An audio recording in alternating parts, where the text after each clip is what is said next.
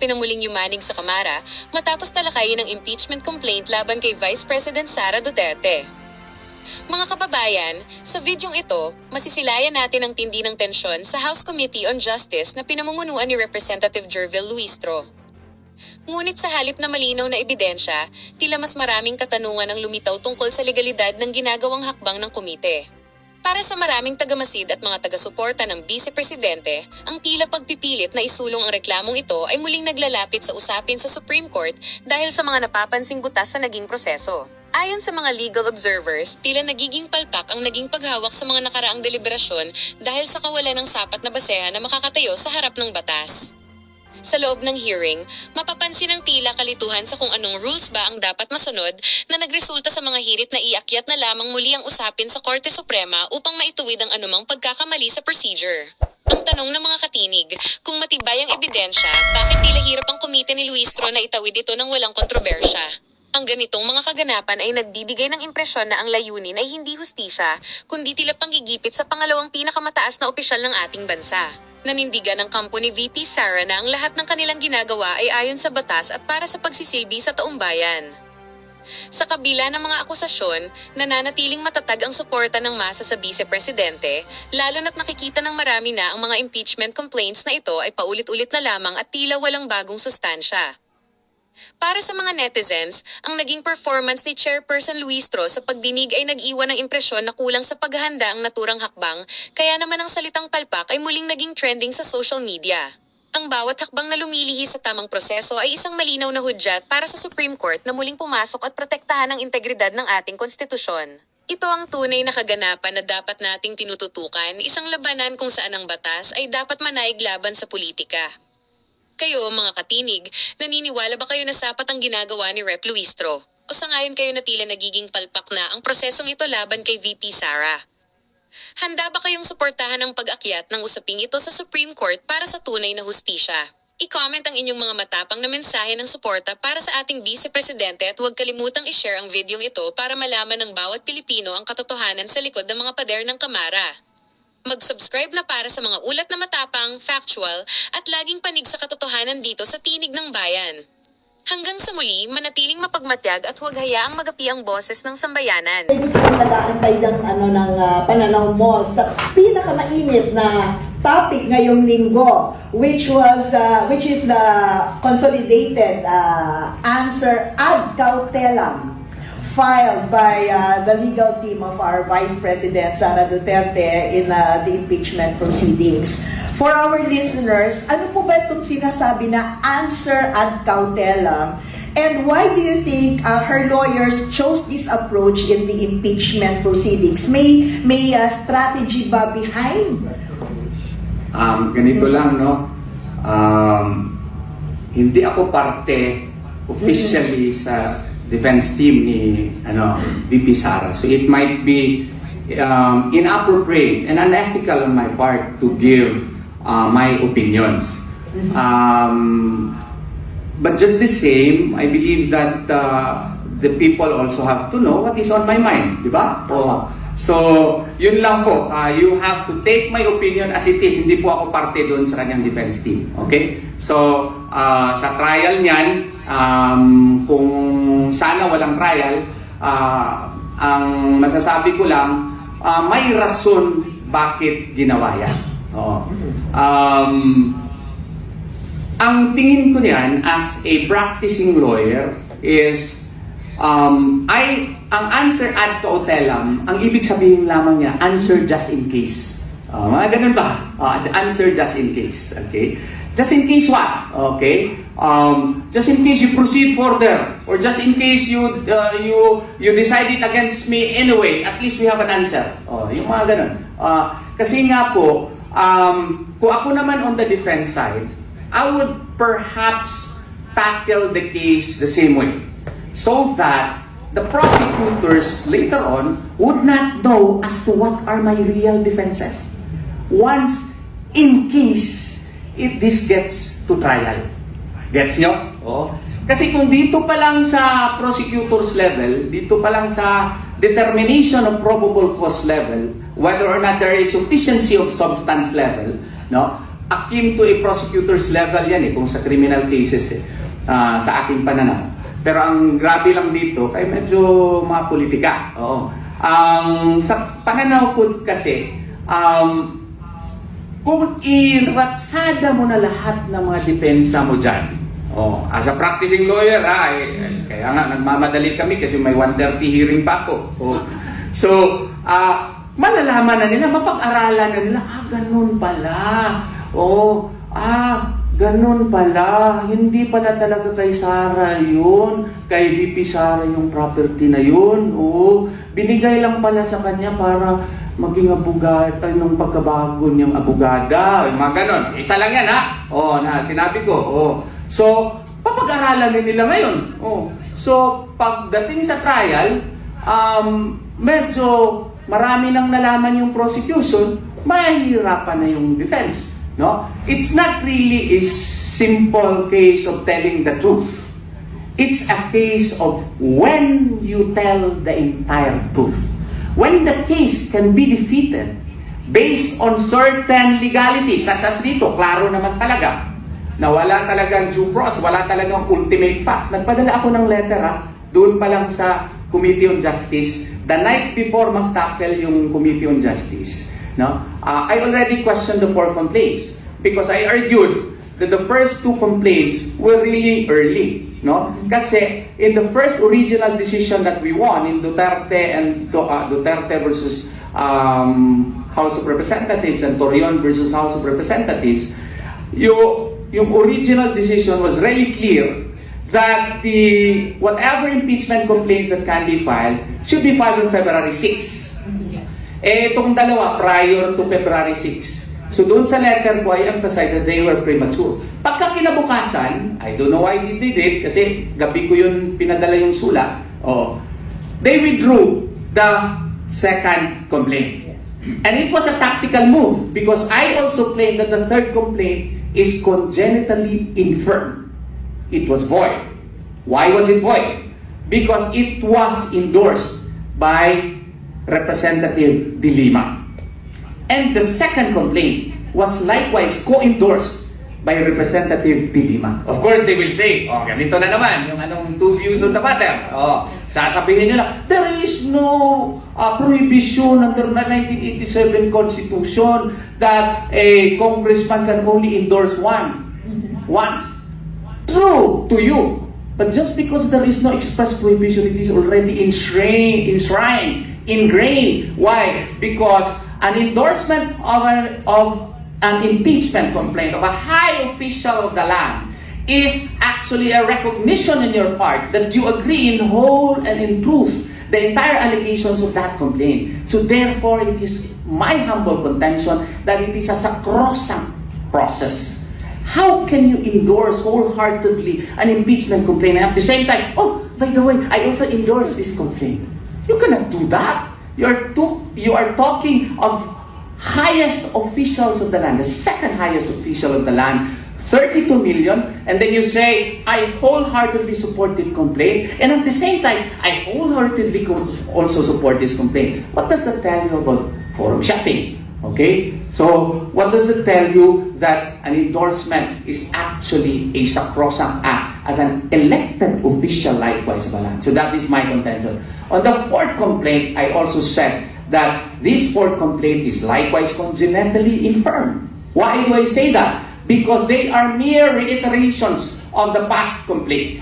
Okay? While it may be true that, Madriaga is an addition, his affidavit was an addition, but that cannot constitute as the declarations there are not ultimate facts which would qualify the crimes which are actionable or considered as impeachable, such as the grave violation of Constitution and other crimes that are listed in the 1987 Constitution.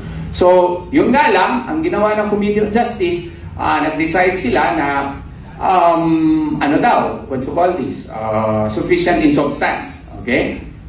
Pina-answer na nila ngayon si VP Sara. Yung answer nila, answer ad cautelam. para mapakita ng depensa, sa tingin ko lang, pwede ako magkamali ha. Pwede ako magkamali. Ang babright ng mga lawyers ni Bibi Sara.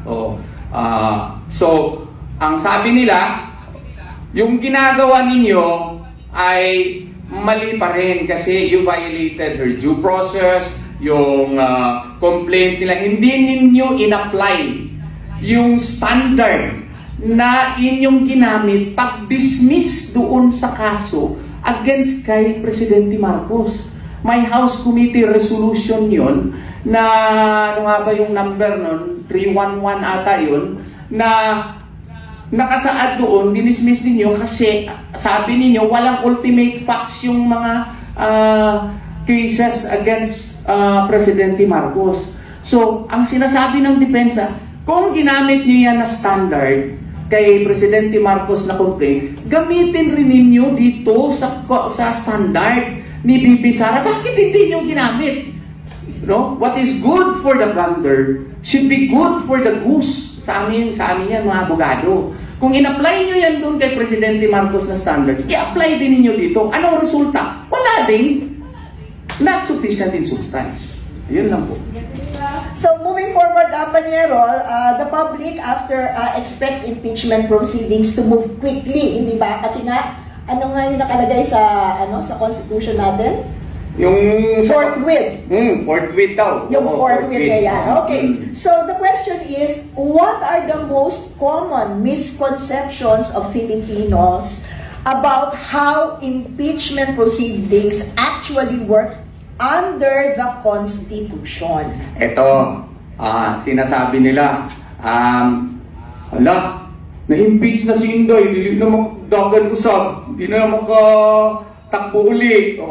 Ito, ganito ha, i-klaro ko talaga sa inyo para kunyari, pareho na, medyo matalino na tayo. Kasi ako, hindi ako matalino nag-aaral lang talaga ako So, yung impeachment, kung maabot na yung 1/3 vote po doon sa House of Representatives, i-correct mo lang din ako kung baka mali na rin ako, Mama. Si Inday, impeach na.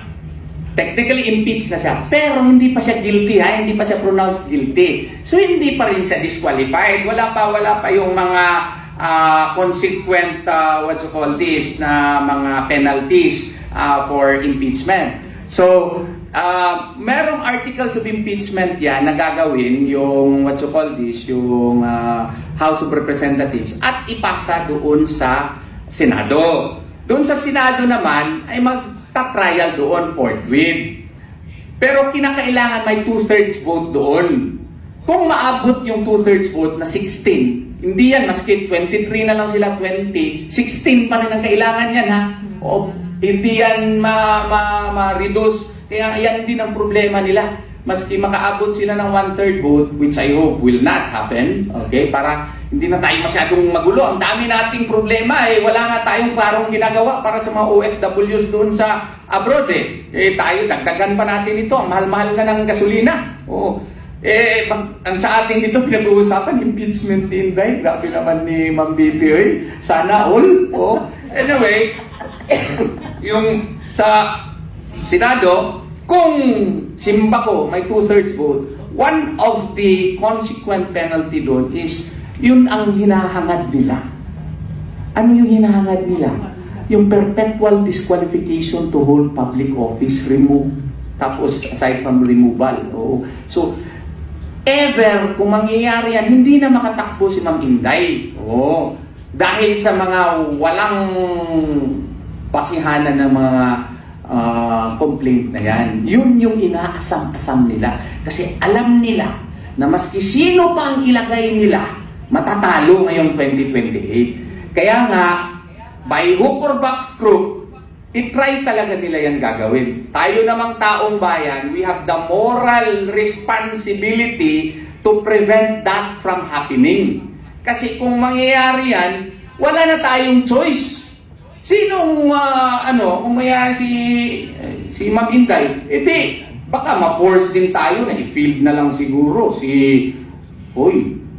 mas matapang din yun, si Congressman Pulong, o si Mayor Baste. Diba? By 2028, 40 na si Mayor Baste on the day of the election eh. Oo. Hindi si Baste, naku, baka mas marami ding magbuboto nun, especially yung mga babae. Oo. Baka makakuha na lahat ng mga female voters. Oo. So, kaya mag-isip-isip din siguro yung grabing magbigay ng problema kay Ma'am Sara. Ang daming problema lang binibigay kay Ma'am Sara. O, mag-isip-isip din kayo kasi may mga alternatives din eh. Pero sana hindi yan mangyayari because it is for the betterment of our country. We need really a leader like Ma'am Inday in our times. Yes. Attorney Yvette, pwede kong dugtungan. Sige po. Gusto ko lang po i-remind yung mga kababayan natin, wala kayong napapansin. Puro delubyo dumadating sa atin. Earthquake, baha, sakit. Ngayon, sinabayan pa ng gera. Pero anong focus ng ating gobyerno? Anong focus? Anong focus ko nila? Isa lang. Why? Bakit sila takot na takot na takot? Nagsanib pwersa lahat ng iba't ibang kulay except green, ha? Except green. Sa totoo lang, dito pa lang, mag-isip na po kayo. Hinaharangan nila yung tunay na dapat makamtan ng sambayanang Pilipino. Ang mabigyang katarungan, ang mga nangyayari sa atin, at matigil na ang pagdarahop ng ating bayan na magpahanggang ngayon hindi nalulutas. FLOOD, CONTROL, flood control. Baka nakakalimutan nyo, balikan. Bakit ka mo? Panglilihis. Bakit nakatuto kayo? Puro Sara, impeach Sara, Sara Lustay, Sara Waldas, Sara ano, si Piatos kung nakakapagsalita lang at si Mary Grace, magmumura na yan. Ba't ba ginagamit nyo ako? Nagtatanga-tangahan sila at nagpapanggap na kala mo talaga totoong totoo. Turo sila ng turo kay BP Sara, pero nakalimutan nila, 4 na daliri nila nakaturo sa kanila. At ngayon, kailangan magbalik tanaw tayo. Ano bang meron kay Sara? Bakit kailangan nilang sirain sa tao? Bakit takot na takot sila? Kasi yan na magiging katapusan ng mga ginawa nila noong pa na hindi natin natutuklasan. Lumalabas na isa-isa ang mga katotohanan kung papaano nila binalahura ang ating bayan at nagiging sunod-sunuran tayo sa kanilang lahat dahil akala natin yun po ang tama at para po talaga sa bayan ang lahat ng kanilang adhikain at plano. Eh ngayon na lumalabas ng totoo, kailangan pa pala may isa pong makulong. Doon pa lang magtaka kayo. Bakit kailangan tanggalin mo sa bayan natin? Kung talagang siya ay nasasakdal, pwede siyang kasuhan dito. Bakit ibang bansa ang hahawak sa kanya? Doon pa lang po magtaka kayo, nilihis, tinago, tinanggal yung tatay. Akala nila, magagawa nila ito, nakalimutan nila yung Diyos. Talaga ngayon ko na-appreciate lahat eh. Nakikita natin, no, attorney? Attorney, grabe talaga. Nakikita natin talaga yung mga nangyayari. Niloko nila tayo, niloko nila ang Pilipino, binaboy nila ang Pilipinas. Kaya habang may naninindigan, mga kababayan, huwag tayong mawala ng pag-asa. Kahit isa na lang yan, basta may naninindigan. At dyan nagtatapos ang usapan natin ngayon. Kung may gusto kang idagdag o reaksyon, i-comment mo lang sa baba. Boses mo'y mahalaga. Huwag kalimutang i-like, share, at subscribe para sama-sama nating palakasin ang tinig ng bayan. Hanggang sa susunod, tandaan, ang may alam, may laban! Awesome!